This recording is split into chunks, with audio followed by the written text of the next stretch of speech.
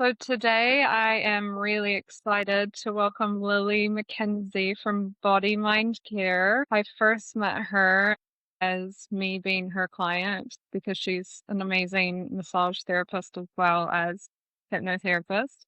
And I recently found out that she's also added animal behavior transformations to her work, which of course is super, super interesting for me. So Lily was born in France and she trained in clinical psychology before traveling the world and landing here in New Zealand. She's created her massage business in 2017 and added hypnotherapy in 2019. And she has been full-time in hypnotherapy and massage since 2021. So she combines body, mind, work, and uses a range of healing tools to support people through limiting beliefs, pain, and trauma. And today we're going to figure out how she does that now for animals too. So I don't know anything really about hypnotherapy for animals. So I'm just gonna ask questions and Lily is going to try to explain it to the best of her ability. So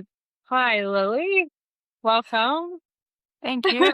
Thank you so Um, why don't you start by sharing a bit about your journey into psychology, healing, hypnotherapy, and body-based work? Sure. So I started, oh gosh, that's a long time ago. When I was about 20, I decided to study hypnotherapy. Sorry, there is a sound. Yeah, You hear that as I hear well? that too. I know. I don't know what that is. And it stops. It's fascinating. What's happening on the lines today? It sounds like someone's on here with us. Like, Maybe it's the spirit of a dog or something. I don't know. Who yeah, knows? yeah. My goodness. All right. Well, Okay, I'll see.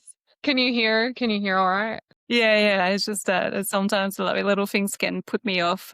Yeah. Sure, but that should be right. All right. So I started when I was about 20, I wanted to understand a bit more how the brain works. And this is how I started psychology. And that was in France. And after I decided to travel because traveling was probably, I don't know, something that I needed before really starting to work. Mhm.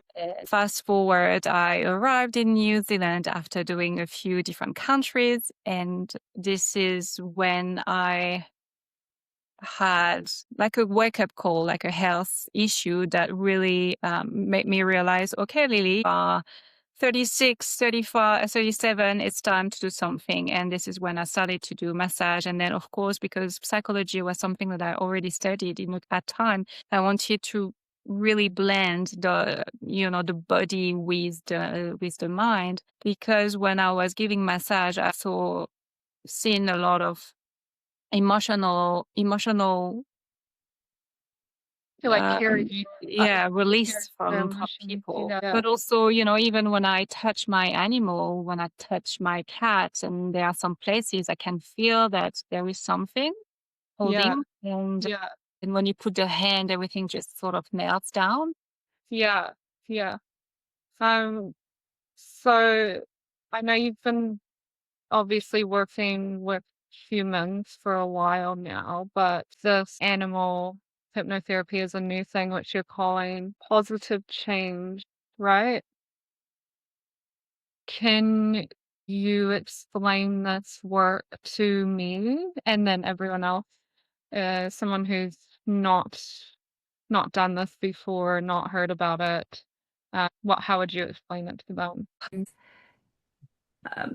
I started a few years back with a friend in France, and we were communicating via Zoom. And he's really good. He's a clairvoyant, and we started to work on animals randomly. And the result really blew my mind. He was able to see where the problem was coming from. So Mm-hmm. he was really good at seeing things, and then we were able to release whatever emotionally was holding the animal, and Mm-hmm. then result was there. So the problem is that it was one in French and two the delay. And so for a few years, I was like, it was in the background of my mind, and Mm-hmm. I wanted to to do something about it. And then this is when I met my VA, my virtual assistant, and she is amazing to go into hypnosis. And she is also, I believe, a clairvoyant Mm. without really knowing it. And this is when it started.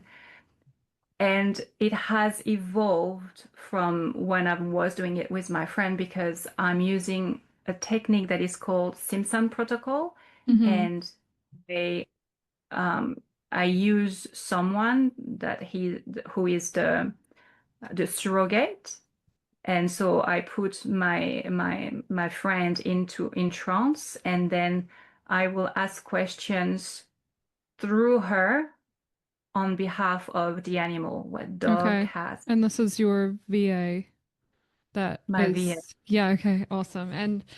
And you said she's a something voyant? Vo Clairvoyant. clairvoyant. What does that mean? Can you elaborate on that? Yeah, so a clairvoyant is someone who has an ability to be able to see with clarity what happens with images, Okay. whether it's on your about your life, but it can be also about other people. So anyone can be clairvoyant, anyone can be clairaudient, so with the hearing. Mm-hmm. Um, anyone can be clairsentient. I believe I'm more of a clairsentient, so I feel things, but we it's just that some people are born with this ability isness more than others, and she's got that. And if you're that, is it easier to connect to an animal or go into a state of hypnosis? Is that why she's good for being the sort of medium between So the she's good for two? several reasons. She's good because she's a clairaudient, but also she is really good to go into trance. She goes in trance deeply, quite quickly, Mm-hmm. and she is also, I believe, very in tune with her feelings. So she tends to feel physically what the animal feels. So I even have to put some boundaries for her to not feel too much because she can feel the pain, she can feel the sadness. I do too, but she is, I think, at the highest level. Now, Okay. to do this type of work, you don't have to be clairaudient or clairsentient. It's just an ability. Anyone can do it. It's just being open and say, you know what? Yeah, just bring me into a really calm state. Mm-hmm. And then I could use you as a surrogate to work on animals, but it's just that she seems natural on doing that, so Mm-hmm. it's easier for me. And what kind of animals are you working with? And what was the first animal that you did this with? You know what? I don't really remember the first animal, but You said your cat, like you've done some stuff with your cat. What's your cat's it's, name? yeah, Mr. Biggles and Miss Mr. Business. Yeah. Yeah. So with her, we started with my cats, and then we worked on a couple of dogs and another cat. And with my friend prior, we worked on a pig, Oh, and wow. yeah, so I can't remember the name of the female pig, but she couldn't get pregnant. And and then we did a session. We found a reason. There was a crazy reason. And about 4 months later, my friend says, "Yeah, she just had little piglet." And I was like, 4 months later, that's weird. And then we looked on the internet, and we didn't know, but a pig is pregnant 3 months, 3 weeks, and 3 days. Oh, So wow. right after the session, Yeah. she got pregnant. So that blew my mind. That's insane.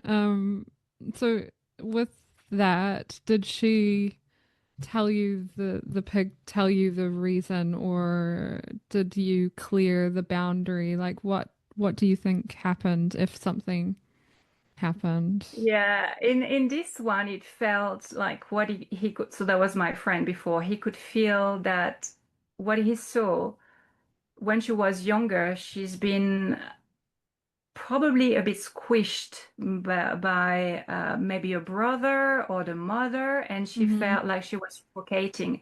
So every time a male was trying to go on top of her, she had this fear of, I'm going to suffocate and I will Okay. die. Yeah. Unconsciously, so we release this fear saying, okay, it's gone now. And it's what is good when you work with animals is they don't have the judgment and the analytical mind as much as we do. They are more like open. So when you show them what happened, it just, yeah, Melts away almost. it goes away. Yeah. Wow. That's incredible. Can you walk us through the process of like what you do now or what you did originally Yeah. and then how you've, progressed into what you do now? So originally, I wasn't using the Simpson protocol. So the Mm-hmm. Simpson protocol is so I bring the person into hypnosis, and so the surrogate is the same process, but before I was asking the surrogate to tell me what he was seeing. Now I just gonna ask it because it's faster with the superconscious mind. So superconscious mind is like the wiser part of us, whatever it is. Mm-hmm. Who cares? It can be cloud, it can be yeah, it can be light, it can be whatever name you want. And so we I set up the yes and no finger Mm-hmm. on my surrogate, and then I ask lots of questions. And when I ask the questions, the person that is under, so there will be Ergie, my VA, Mm-hmm. uh, she may sense sensation, or she may see memories, or she may have more of a feeling in her own body. And then I ask superconscious mind, okay, can we go back to the origin of the problem, that whatever problem the animal come for, and um, and then slowly by slowly we unravel the story, Mm-hmm. and then release the emotion, because it's always an emotion that is attached to it, a fear of something or a sadness, and then when it's all gone, it can take it can be instant for the animal, or it can take a few days or a few weeks for things to happen in real life.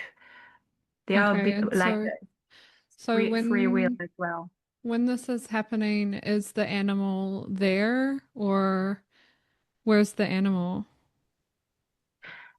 Yeah, no, the animal is not doesn't have to be there. Okay. I did session without the animal, and I had a session, like it's on my YouTube channel, with Amy and her dog Dozer. He's grieving his brother who passed away a few months back, Mm-hmm. and he was with her the whole time. And she said the whole session he got closer to her and he didn't move. As soon as the session finished, he went away. So it was quite interesting. So you were on like a call like this and she was with Exactly, on you, Zoom. okay, yeah. Yeah. And so the your VA, she's also on the call as well. Yes, Or yes. she's yeah. And then she's sort of feeling what the animal is feeling. Is the animal in a trance as well? That's a good question. From the animals that I've observed, I would say they feel very relaxed. Mm-hmm. Are they in trance? I'm not sure, but I haven't seen Dozer, but apparently it was beside her and he felt really calm and relaxed. Mm-hmm. I've seen my other cat, like, and it's not her at all, like the four legs up and like feeling very relaxed and stretched. And as soon as the session finishes, it's the same. She stopped doing that. So yeah, there is Potential. something happening. Yeah. Are they in Yeah. trouble? Yeah. If it wasn't the surrogate, would would they be more likely to go into a trance, or is it just you that's then the surrogate and you're feeling what Ergie is feeling now? Do you know what I mean? Mm, If you take Ergie away, are yeah. you the one that feels the trauma? Yeah, but even with Ergie, I also feel things like Okay. for my friend Amy and her dog, I also had tears coming out.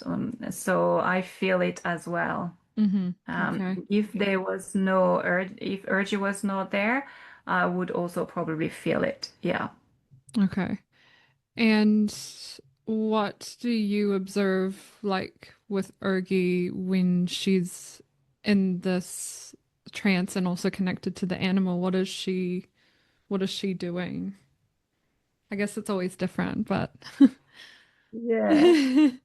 It is different and it depends on the person. hmm Um, Ergie, she's very and I haven't seen that often. It's quite cool to see. So when the superconscious mind does the work, whatever it is, her hands and arms will probably move a little bit and then poof, come back when it's done. Oh. And then Oh we've got wow. the yes, yes, Yeah. it's done. When I have other clients, I will have just a, can you work on that? Yes. Okay. Give me the yes when it's done. And it's going to be just a finger. So with her, I can see sometimes her hand will go around the head, around somewhere else. So I'm not sure what's happening, but you can really see yeah, she does. It's pretty fun. And this is you keep calling it a super conscious connection, right? Is that what you call it? Yeah. How do you said there's many different ways to describe it. What's your go-to description?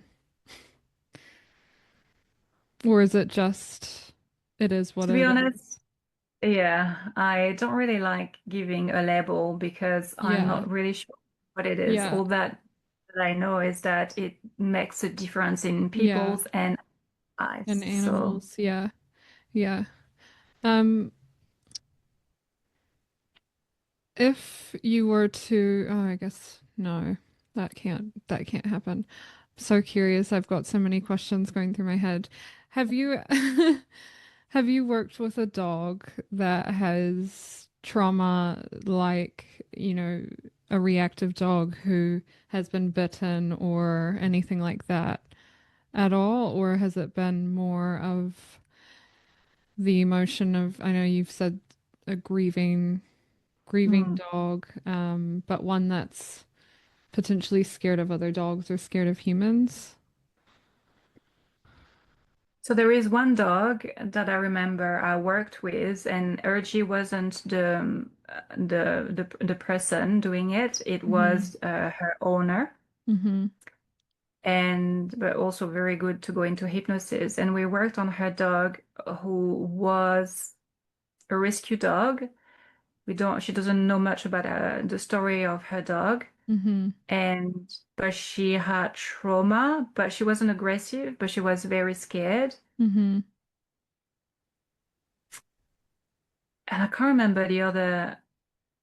Yeah, there was something like she was more of a shy dog and scared and didn't know really how to be a dog, I think. Mm-hmm. And when she worked on what she felt was that her dog, okay, that becomes a little bit,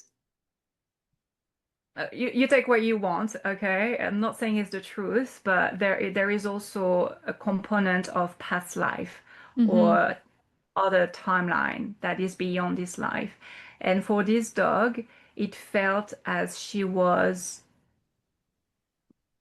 part of a pack of wolves. So she's been a wolf in another dog life or whatever life. Yeah. And Wow. yeah, and there was something, and honestly, I can't remember in details exactly, but there was something in the pack where either she's been pushed away or no, I think the whole pack died and she fell and she suddenly became lonely.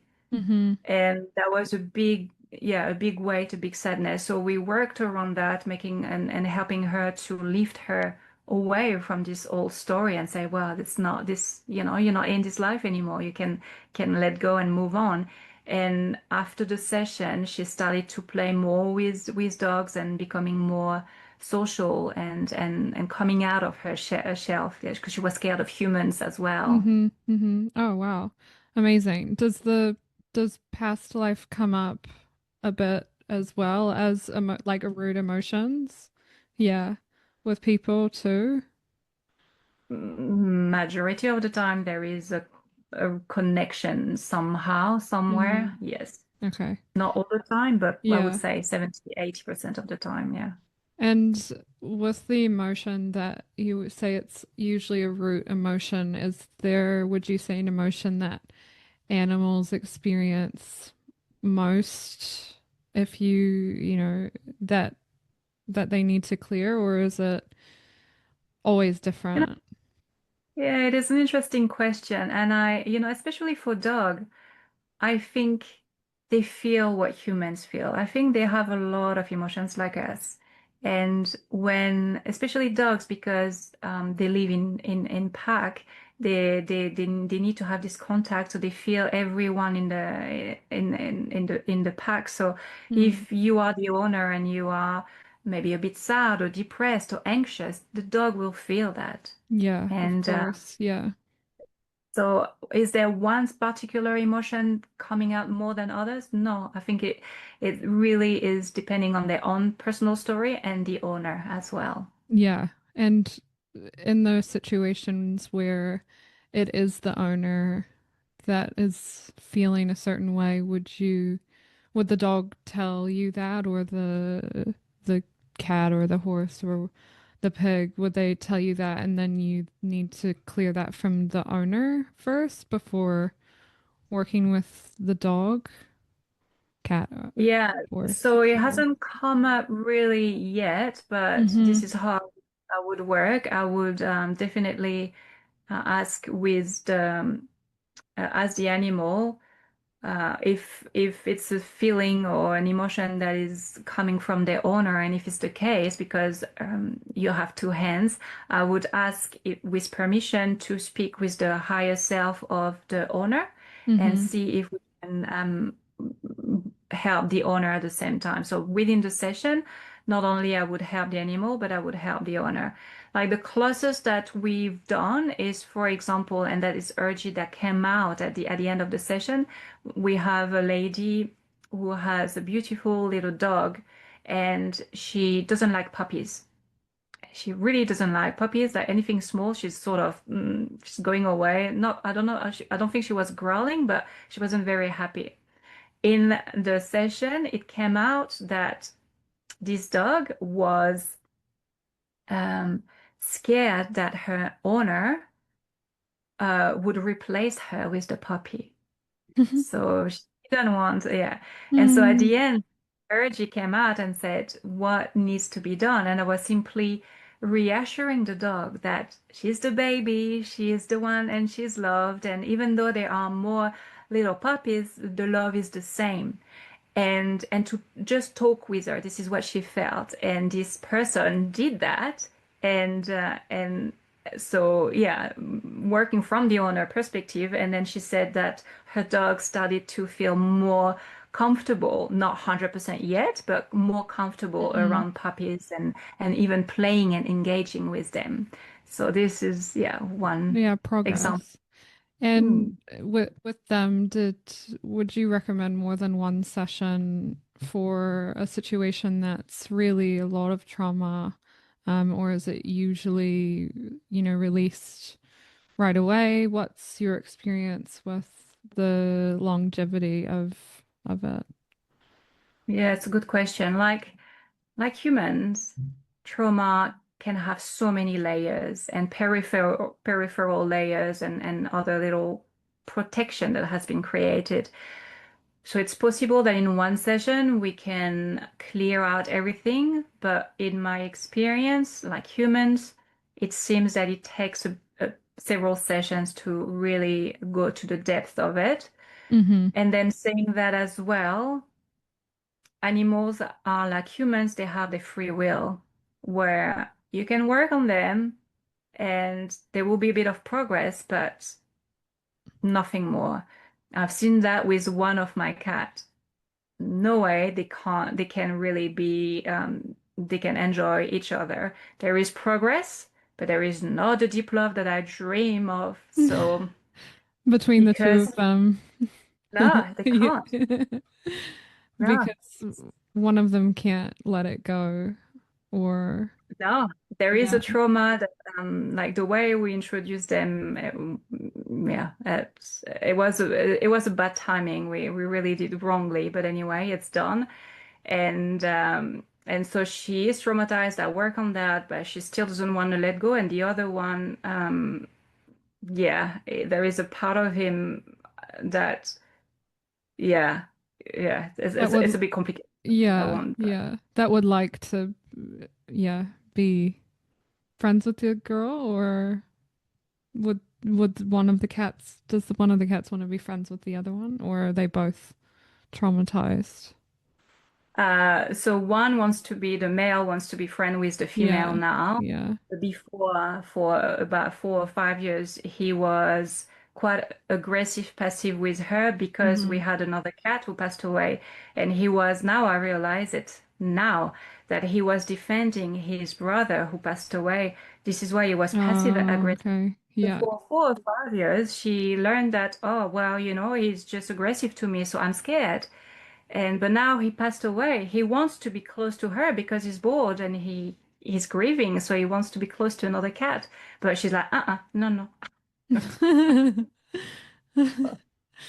Um, that's really interesting and so funny that it's just crazy that you can, I mean, I like my employees and I are always like, if we could just read their mind for one day or like 10 minutes or like 1 second, that would be so good. And it almost feels like that's what you're doing in a way, although it's sort of like, yeah, it's really interesting. I would love to know I mean, do you ever do it with dogs who don't have trauma per se or don't have issues? Like, can they do it as well? Or is that just for animals who need help? Well, it can be any animals, any dogs with any Mm. but usually it's for people that want to help their own animal. Mm-hmm. But what you're saying about what I realized with animals is they I don't think they really anticipate much.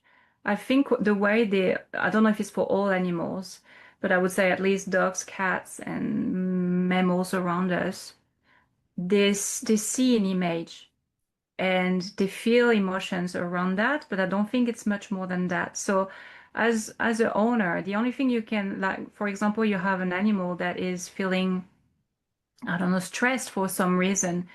It's sending an image of imagining your dog calmer, like curling, or maybe if he's scared, like it's what I've done with one of my cat that was scared of me for so many years.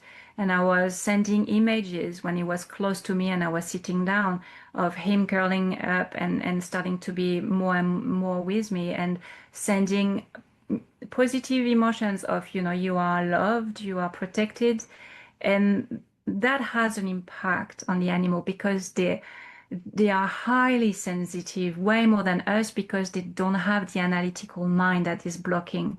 They are Mm-hmm. just Mm-hmm. purely open to the emotions. Yeah. Yeah, I see it every day with owners as well with training that they're always mirroring us and our nervous system. So it's important for, someone who adopts a reactive dog or a stressed cat to be a calm person if possible, because if you have a stressed person and a stressed dog, then it's high levels of stress. So that's, yeah, I do the same thing. I just name it something different, I suppose. Like, um and also, like, with meditation and things, like dogs can do the same by sniffing, and cats, I suppose, can do the same by sniffing. So yeah, it's just putting, I guess there's so many different ways of describing these things and these feelings, because you can often tell how they're feeling, but you don't always know why, which is the biggest problem with Yeah. like the biggest thing that you run into. Yeah. Um, So that's really interesting.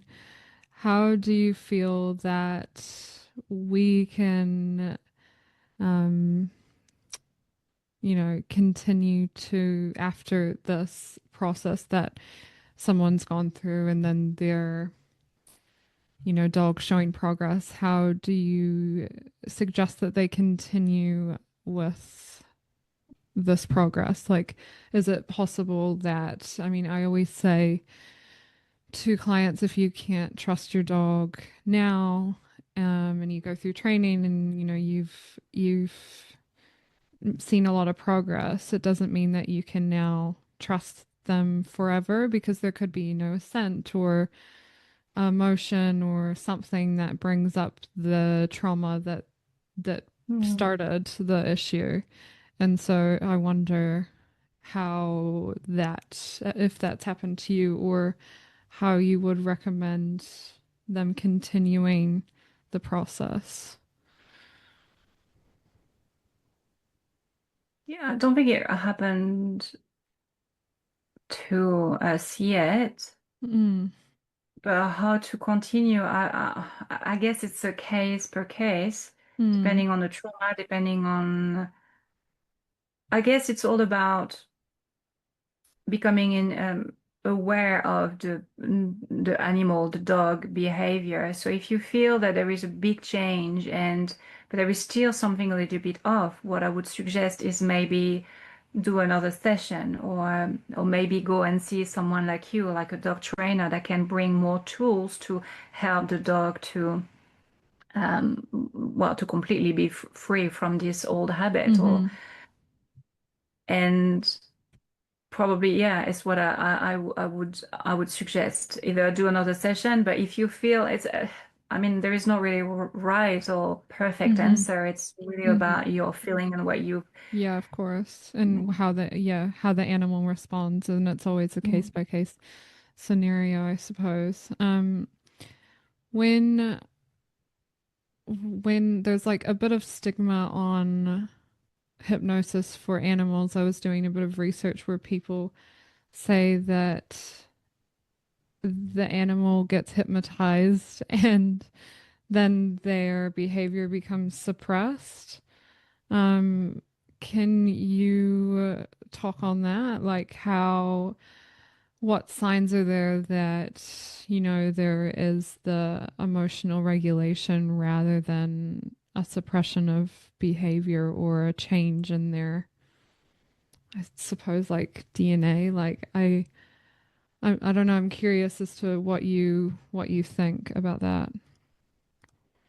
So I haven't seen any studies around that, but I'm wondering how scientists are those studies. But if they are, this is how I would see it. Hypnosis is a tool. It's it's just a tool, and like any tool in life, it can be done for good or it can be done for bad. So depending on where you want to focus on. So if someone has decided you are going to hypnotize an animal and send images or some session of, you will stop having those feelings, but I'm not interested about your own story. I just want to control you, making sure that Mm-hmm. I don't know. It's not ethical for me, and Mm-hmm. I would not do that way. For me, it's an animal. It's like us. It has feelings. It has emotions. It feels pain. So Yeah. for me, Yeah. it's like all about, okay, working from the animal perspective, find the root cause, and then usually, like humans, the symptoms goes away. Mm-hmm. There is no a need to suppress. So this Mm-hmm. is what would be my approach, but I haven't done any research on that because, yeah, when it Yeah, doesn't resonate with me, I don't really yeah. want to. Because yeah. I suppose it's the same with training, in the way that some people have the expectation of what a dog is to them, and then they expect their dog to be that way, but every dog is different, and they could be thinking the same thing when they come into a session with you, and it's just finding the people that are aligned to your understanding, I guess. Do Yeah. you Do you think that all animals have trauma like us? Like, do you think all animals and people have trauma that we could release? To some extent, Yeah. I would say yes, but it's I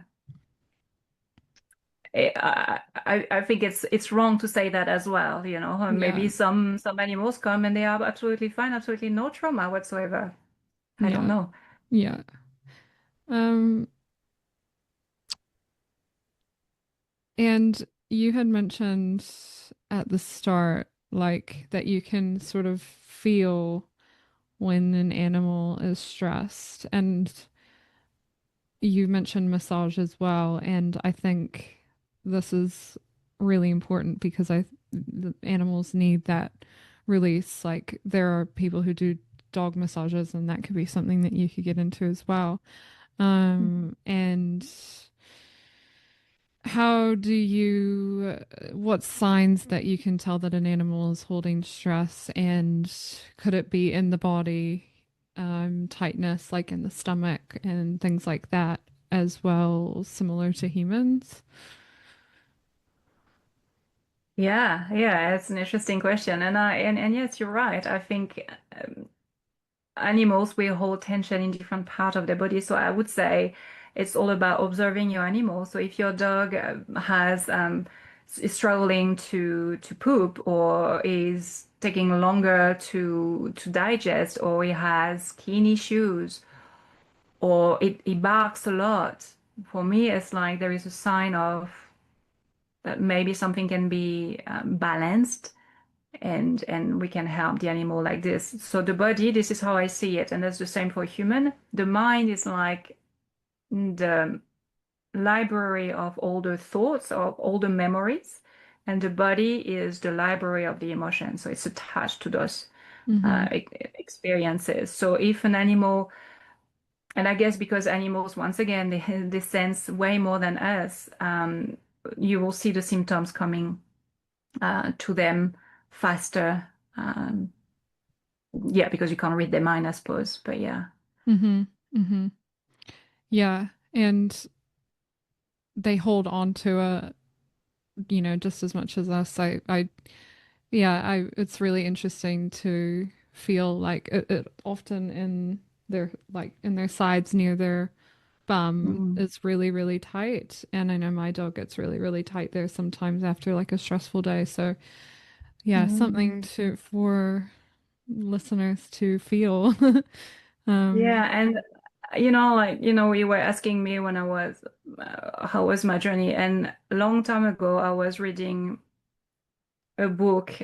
So her name is Angie Vaudin. So she's a French Canadian, and she has this ability um, um, to do how do you call that, astral travel. So she was able mhm, to leave her body, and so she's been dedicating a whole book on animal kingdom, and I was just eating, devouring her books because I find it fascinating. And in one of the things that what she was saying is that the animal has so much love for their owner that if they, especially dogs, because there is really this deep connection with dogs and owner, that they would take on the disease of a human to prevent the human to have it. So some cancer, some animal cancer can be a relief for the owner. I'm not saying it's all the time that the yeah. case, but that can happen. Wow, that's crazy. Yeah. What's her name? The in the book that you were recommending? Oh God, I don't know if it's been translated in English. Okay. But it's I something about can Animal find it. Kingdom French. Yeah, the Animal Yeah. Kingdom. I'll I Givaudan, need yeah, I can like send to you have a the. look at that. It's Um, old, like it's probably from the 80s or something, but yeah, yeah. love the book. Yeah, I've seen the like just like TV shows and things where people travel, and I guess even like Stranger Things she can she can Yeah. travel like that. Yes. Is that what the sort of thing that this lady from the 80s does? So I guess 11 from Stranger Things is more remote viewing, and I would Yeah. say that Angie Vaudin was more astral travel. So it's her whole astral body that was moving away and visiting. Yeah, Okay. she wrote a lot of books. She's fascinating. I was Yeah, just writing that down. I'm gonna see if I can find it in English. Um, yeah. do you have you come across any animals who were ill or in pain and unable to tell their owner, and that's why they were feeling upset or sad, etc.? No, I have not. No, no, but I'm sure that can happen. Yeah, yeah. I suppose in that situation, I picture your my goodness, what's her name again? Ergie. Ergie. I picture her like feeling, because you said that she could feel different things in her body. I picture her feeling the pain of wherever that is. And I think that that would also be really important because a lot of times when dogs are reactive, um, we can't talk to them. We don't know what's wrong. Yeah, We take them to the vet. The vet says they're yeah, fine. And yeah. You're yeah, right on that one. So I guess yes. So physical pain, no, but what she felt, the grief is a physical pain actually, but it's emotional, and she mhm. could feel it in her throat, and she did that was also on one of my cats. She could feel something, and I had to bring her out of trance because it was too much for her. So I Okay, had to yeah. teach her to like, it's okay. You don't have to Yeah, take the pain. You can just be an yeah, observer. yeah, So yeah, but no physical pain yet, but I'm sure that can yeah, happen. yeah. Um, and how do you take her out of the pain? Because it's interesting how the French lady in the book mentioned that she can take that dogs, animals, whatever, can take pain away from humans. And I suppose she could hypothetically, I know this is all a hypothetical sort of question, but that she could take the pain when she feels it, or like share it with them. And how do you get her out of that? So, keeping her safe from that. I think you said you put up boundaries. Can you explain that a little bit? Yeah, that's a very important question, and that is for. Um, I just don't remember the question. So I don't. I would love that because I do believe that what you are doing is super, super important to educate owners, especially with dogs, um, and I think. Yeah, it's just a perfect compliment from what you are doing because we work from the mindset point of view of the animal, if you like, or the yeah, emotional side of yeah, it. And then once it's the all that is freed, there is still a lot of learning for the dog, a lot of practice and understanding what it is to be a dog and how it is to behave and that I can't do. yeah, yeah.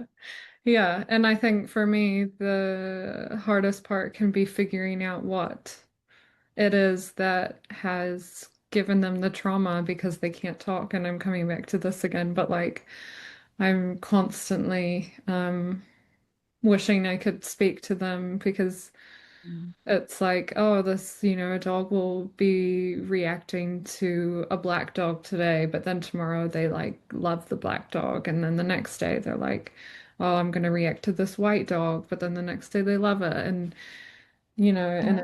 it's interesting that you could have an answer to these like varied reactions and reasons why they're holding on to stress. Like one of my clients has a dog who's like constantly getting really, she just can feel it in her back end that she's just like very tight and and Uh, she's stressed more when she's tight, she's reacting more, and these things are all connected. um And we sometimes need to know in order to work on it what it is. And also, if there's a quicker way to get into their subconscious mind, then heck, gotta use it, I think it's very important. And if people are open to it, then I think it's amazing. Yeah. Do you ever have anyone who is skeptical, and does that affect the work? Like an owner who is skeptical? Definitely, there are some people that are skeptical because, I mean, hypnosis is hypnosis, and unfortunately, a lot of people have, really wrong idea about it. Yeah. And does it affect? It would affect. I would say there is probably an effect on that. But if we work directly to the superconscious mind of the animal, I still think there would be a work, still something would happen. But I remember, for instance, I worked with someone on her horse that she couldn't get pregnant, and she went into a hypnosis, and the session was really good, but there has been no result. She still hasn't been able to have babies. So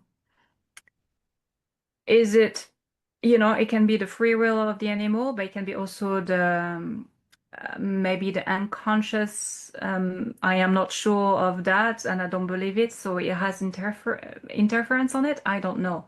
It doesn't matter, but so I would say there is a possible effect on that. Yes. Yeah. Yeah. I can imagine that because animals are so open, it's a lot easier to work around than if someone were to be like, fix me, but I don't believe what you're doing. But the Yeah. animal's like I'm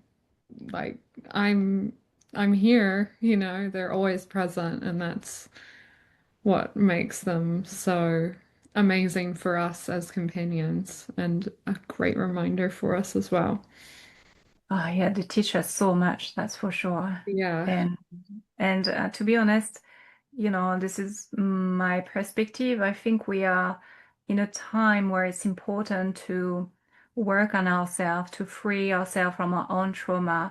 And, I do believe that animals as well come with their own trauma. And it's also, when we help the human side and we help as well the animal side, I do believe that all together we are evolving, and it's very important to help each other. I mean, like my feed on the social is it's full of animals, and the people that are Yeah. doing incredible things for animals, and yeah, and I just love it. Like some people are just completely 100% into the well-being of animals, and it's beautiful. So yeah. Yeah. They deserve everything in their short little lives. Um, yeah. So what do you want someone to take away from this, the idea of this, who might be a little bit skeptical, and what would you say to them to kind of open them up to the idea of this? Because I think it's a really good thing to open ourselves up to, even if, we are a little bit skeptical. I would say have a look at all the research around quantum physics and quantum mechanics. And um, if you've experienced meditation, if you experience any mindset tools that helped you, then there is a part of you that already know that we are so much more than this physical body. So if we are much more than this physical body, our animals are also the same, and they are also a mirror of, as we were saying earlier, of things that we haven't dealt with within us. So the more we work on ourselves, the more we can help our animals as well. And the message is just, even though you're skeptical is great because it's good to be skeptical, but keep your mind open and really open yourself to the quantum world, you will understand so much more. And I think it's going toward that way, and I'm quite excited because that will, I think, change the way we see medicine, the way we see, yeah, how our body function is beyond than physiological. It's so much more. Yeah, it's really exciting. Just yeah, even believing that there's so much more to it and that, the possibilities are endless. So, Yeah. yeah. Well, where can people find you or book in with you for their animals, if they're interested? And I will list all of your website and things below. Thank you. Yeah, so it's on my website, www at bodymindcare.org. And under service, you will see Pawsitive Change, so PAW, positive. And you have all the details there. So we are at the beginning of our journey with Ergie, and so at the moment it's free. So all the Oh, services are free, and when we're gonna have enough people and reaching out and some good case, we can then well, we're gonna ask a bit of money because it takes a bit of time. I thought like in half an hour it would be done, but Ergie, she's such an empath, that one session takes a good hour, so it takes a bit of time, yeah. and so we need to honor her and my time as well. But at the moment it's free, so if you want to reach out, and also, I think it was one of your question, but yeah, the owner can. So we've done it without the owner, and lastly, we've done it with the owner. And I think if we can do it with the owner, it's fantastic Okay. because when it's live, the owner really feel things that I don't know, on the recording is different, or when we say it after is different, but when you are within the session and I'm asking the question, I don't know, there is something I can't tell you what it is, but yeah, usually you have tears and you have aha moments, and you can, if it's a dog, obviously you can have it beside you. If it's a horse, it might be a bit different, but Hmm. yeah. And so Oh, it might be interesting to see how he reacts. yeah, yeah. I would love to like be a fly on the wall or just to observe one of your sessions if you ever or someone ever wants to. Yeah, slash if one of my clients is interested. So I'll definitely put my feelers out and see if anyone would be Yeah, open to doing it. I know a few people that it would help already in the back of my mind, so we'll yeah. see.